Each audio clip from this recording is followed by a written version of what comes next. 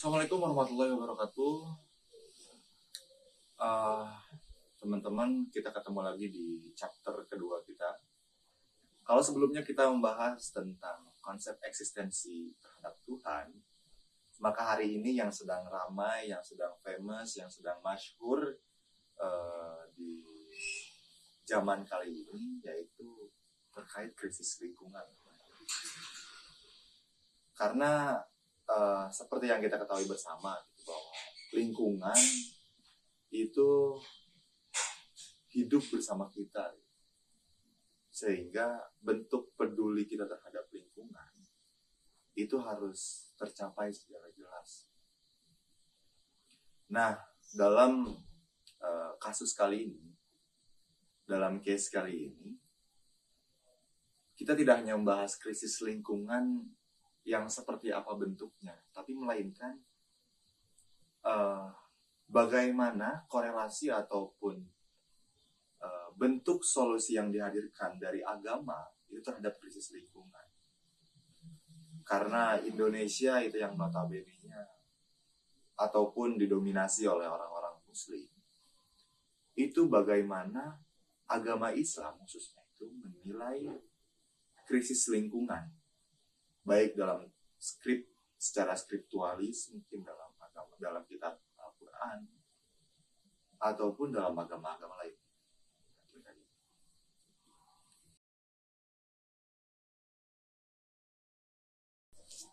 Krisis lingkungan menjadi isu global yang mempengaruhi aspek kehidupan manusia, mulai dari banjir bandang yang melanda kota-kota besar, kekeringan yang mempengaruhi ketahanan pangan, hingga kepunahan spesies yang semakin cepat.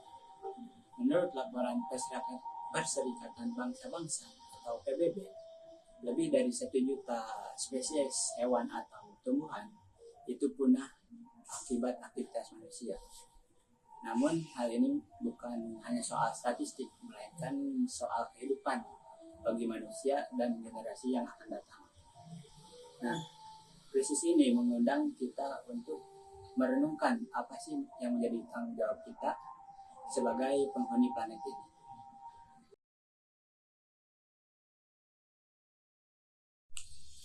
Oke, nah teman-teman, berikutnya di tahapan kedua ataupun di pembahasan berikutnya, yaitu ada pembahasan terkait bagaimana agama memandang krisis lingkungan itu sendiri, baik secara yang tertulis dalam Al-Quran ataupun pandangan-pandangan dari Ijma ataupun pandangan-pandangan yang lainnya.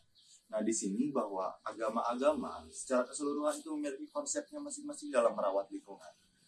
Salah satunya dalam konsep agama Islam kali ini itu alam atau lingkungan itu semuanya telah termaktub dalam ayat Al-Quran, yaitu dalam surat Al-Baqarah ayat 30 yang berbunyi, A'udzubillahi minasyaitonirrajim, Bismillahirrahmanirrahim, wa id qala rabbuka lil malaikati inni ja'ilun fil ardi khalifah. Mungkin itu salah satu kata yang bisa kita garis bawahi, bahwa di situ Allah telah berfirman kepada manusia dan juga para malaikatnya, ini sesungguhnya saya ja'ilun, dari kata ja'ala yang artinya telah menjadikan siapa? Menjadikan manusia fil ardi, di muka bumi, khalifah, sebagai khalifah. Mungkin khalifah di sini itu memiliki makna yang banyak, teman-teman. Sehingga bentuk kata dari khalifah di sini itu diartikan sebagai pemimpin yang kita bisa bijak dalam menindak suatu permasalahan, khususnya dalam krisis lingkungan itu sendiri. Toh dalam agama-agama lain juga menjelaskan bagaimana krisis lingkungan itu sendiri, seperti dalam agama Kristen yang menegaskan prinsip stewardship ataupun bahwa orang-orang Kristen itu harus peduli terhadap lingkungannya sendiri. Kemudian dalam agama Hindu ataupun agama Buddha itu menjelaskan bahwa konsep perawatan terhadap lingkungan itu menjadi suatu sumber integral yang dimana memadukan spiritual yang kita itu harus merawat lingkungan dan makhluk hidup secara keseluruhan. Nah, untuk berikutnya bisa kita lihat bahwa dalam pemaparan kali ini itu ada beberapa contoh-contoh kasus yang mana itu telah terjadi di enggak abad lah, mungkin di tahun-tahun sebelumnya. Seperti bentuk Green Ramadan dalam agama Islam. Mungkin konsep Green Ramadan ini itu lebih berfokus pada pendorongan pengurangan terhadap plastik pada bulan Ramadan. Karena sebenarnya mungkin ini menjadi salah satu pertanyaan besar ya teman-teman, bahwa bulan Ramadan itu yang diartikan atau yang dinotabenekan sebagai bulan di mana orang-orang Islam itu berpuasa sehingga menjaga hawa nafsu mereka, baik itu secara makan dan minum. Tapi di bulan Ramadan konsumerisme itu meningkat secara drastis sehingga penggunaan plastik itu sangat banyak di mana-mana. Maka dari itu Green Ramadan ini dihadirkan pada tahun tersebut, pada tahun-tahun sebelumnya. Nah, dalam contoh kasus lain seperti masih dalam agama Islam, salah satunya yaitu program Masjid Ramah Lingkungan. Nah, yang dimana hari ini itu masjid-masjid diberikan konsep-konsep terhadap ramah lingkungan atau penjagaan perawatan terhadap lingkungan. Nah, berikutnya ada juga dalam agama lain, yaitu dalam agama Hindu, khususnya di India, itu telah memaparkan sebuah program pembersihan khusus terhadap Sungai Gangga, yang dimana ini salah satu sungai yang disucikan oleh orang-orang Hindu. Nah, itu beberapa studi kasus yang hadir pada saat itu, teman-teman, pada tahun-tahun sebelumnya.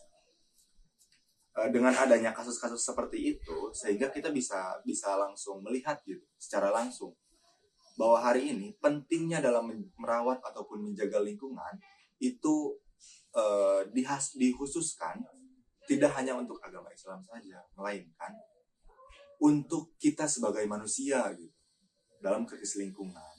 Tapi untuk pembahasan kali ini mungkin itu lebih fokus terhadap bagaimana agama itu menindaklanjuti krisis lingkungan, baik dalam secara ayat-ayat yang sudah termaktub dalam kitab-kitab sucinya tersendiri. Mungkin itu sih kalau pembahasan dari saya.